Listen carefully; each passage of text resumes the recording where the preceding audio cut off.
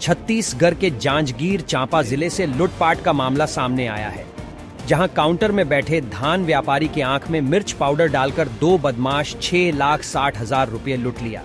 इस घटना के बाद इलाके में हड़कंप मचा गया। इसके बाद इसकी सूचना पुलिस को दी गई। सूचना मिलते ही पुलिस मौके पर पहुंची। मामला अकलतरा थाना क्षेत्र का है। मिली जानकारी के अनुसार पीड़ित धान व्यापारी का नाम राखी कुमार कश्यप है। बताया जा रहा है कि दोनों बदमाश हेलमेट पहनकर आए थे। काउंटर में बैठे धान व्यापारी के आंख में मिर्च पाउडर डालकर 6,60,000 रुपये लूट लिया।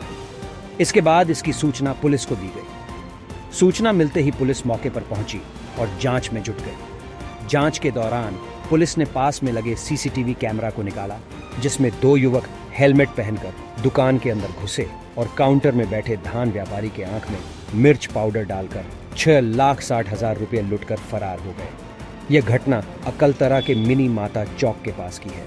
फिलहाल पुलिस आरोपी की तलाश में जुट गई है।